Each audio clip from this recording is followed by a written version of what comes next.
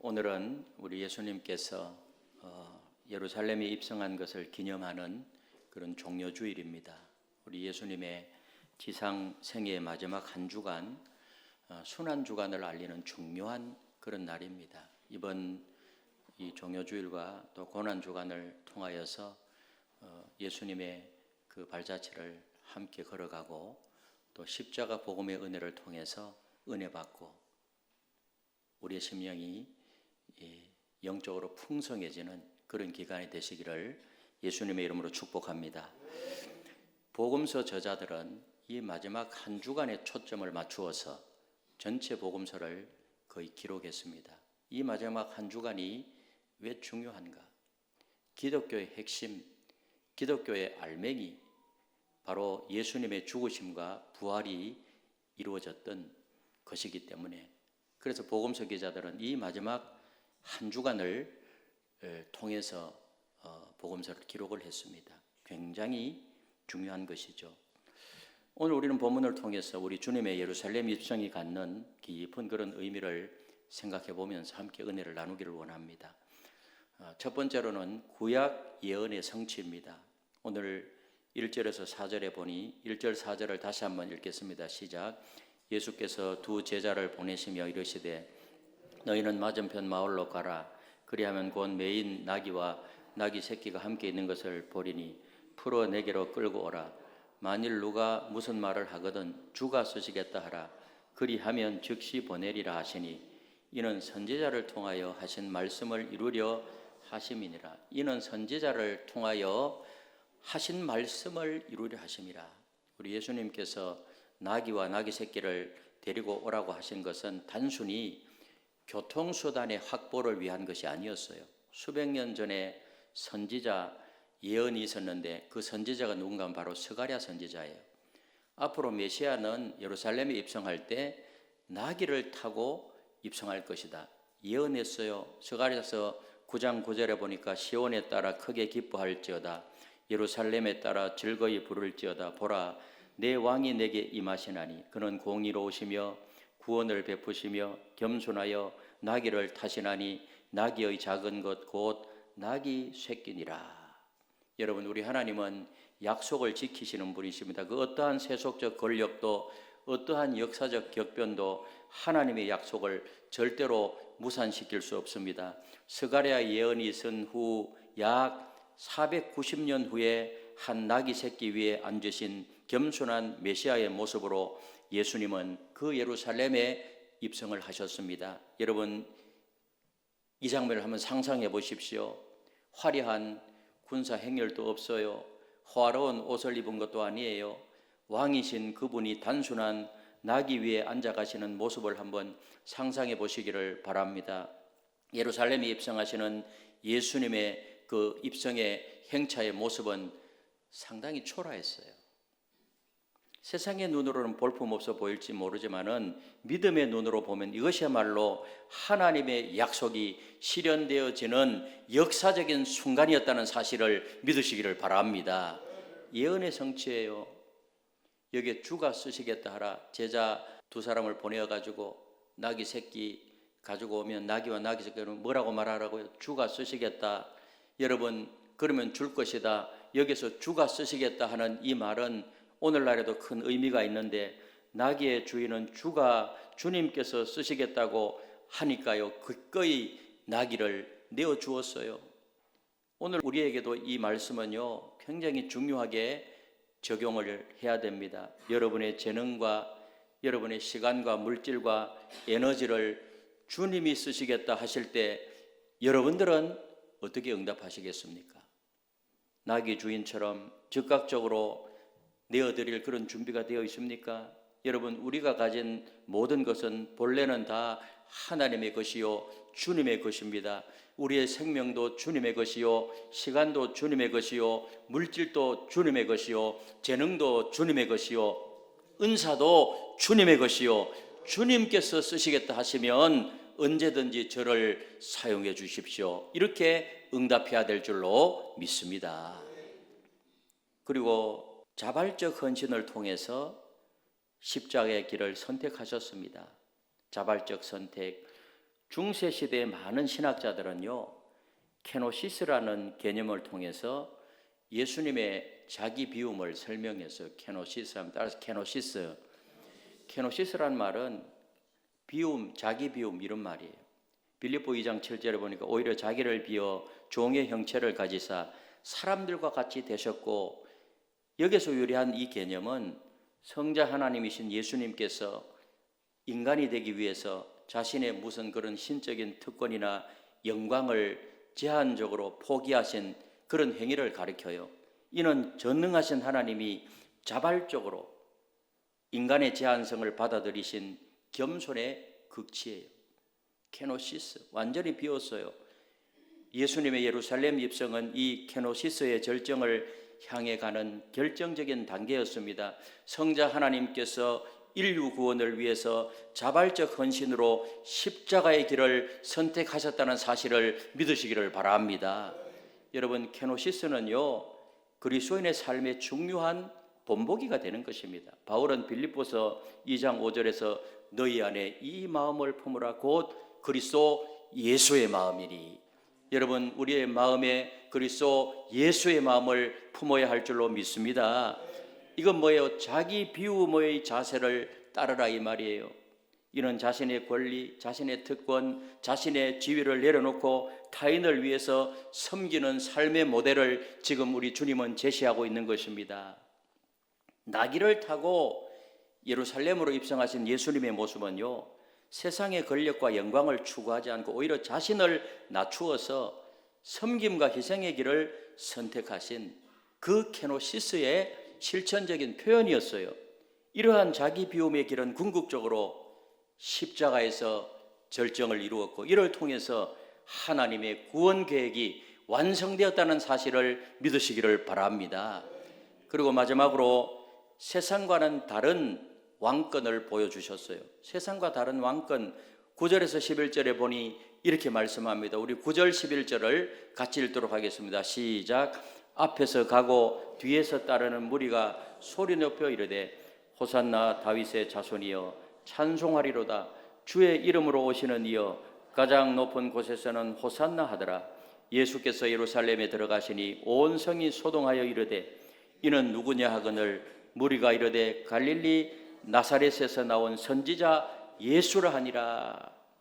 예수님의 나귀 타심은 그분의 왕권이 그 세상의 권력과는 근본적으로 다르다는 사실을 보여주고 있어요.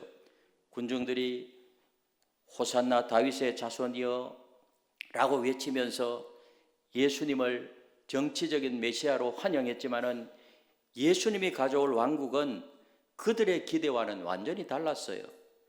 호산나가 무슨 의미였죠? 구원하소서, 구원하소서 이 말이에요.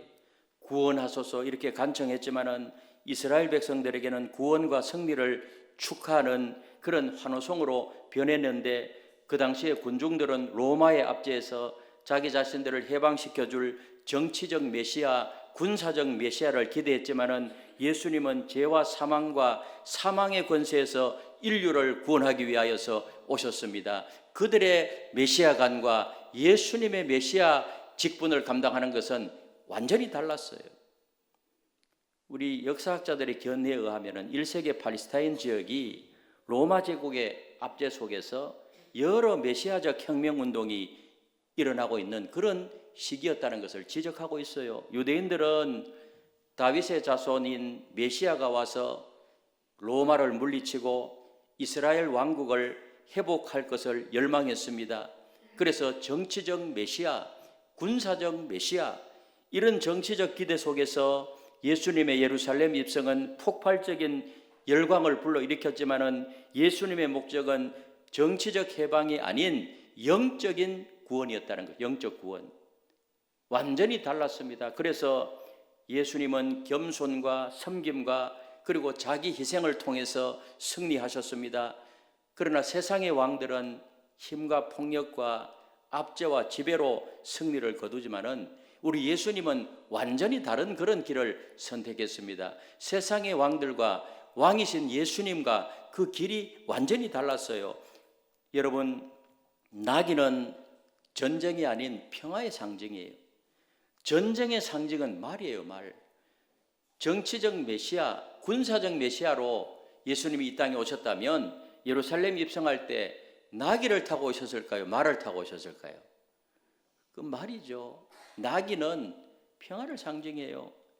예수님은 칼의 길이 아닌 사랑으로, 폭력이 아닌 자기 희생으로 세상을 정복하기 위해서 이 땅에 오셨습니다. 이 놀라운 그런 역사를 한번 보시기를 바랍니다. 여러분, 십자가에 달리신 왕이 바로 그 십자가를 통해서 사탄의 권세를 무너뜨렸습니다. 가장 약해 보이는 순간에 가장 강력한 그런 승리를 이루었다는 사실을 믿으시기를 바랍니다. 버림받은 것처럼 보이는 그 순간에 온 세상을 구원하셨습니다. 이것이 바로 역설이잖아요. 여러분, 우리의 삶에도 이런 역설의 진리가 적용됩니다.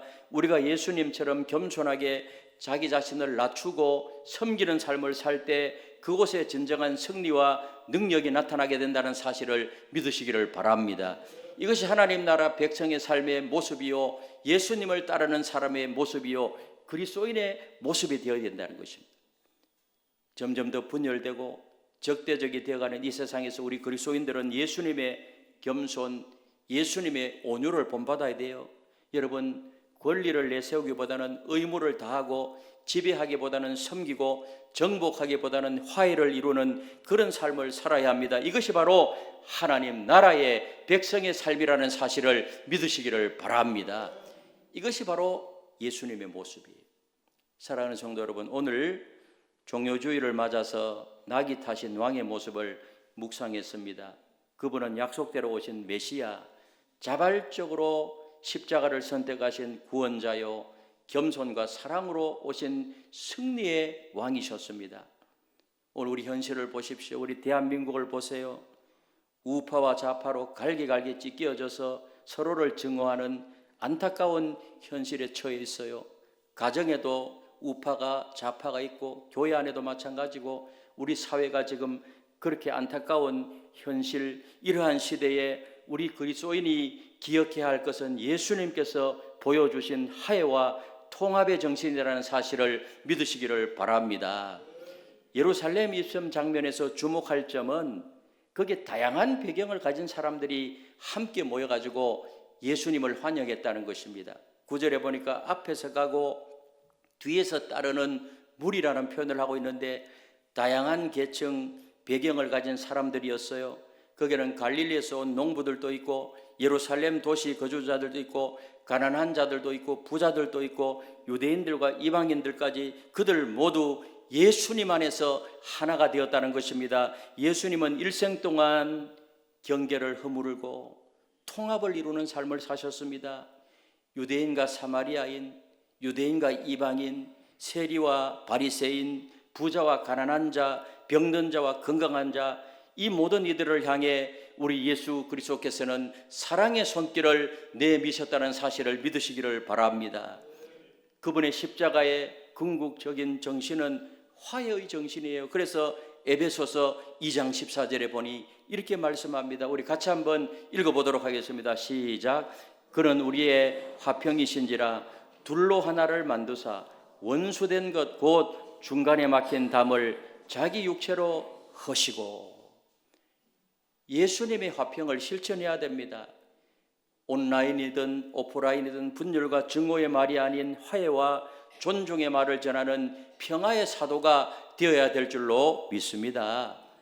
나아가서 이런 정치적 차이에도 불구하고 함께 할 수 있는 공통의 선을 추구해야 되는데, 여러분, 정의라든지 자유라든지 평화라든지 성장과 나눔이라든지 약한 자를 배려한다든지 창조세계의 보존과 같은 이런 성경적 가치는 진보와 보수를 넘어서 모든 그리스도인이 함께 추구해야 될 가치라는 사실을 믿으시기를 바랍니다.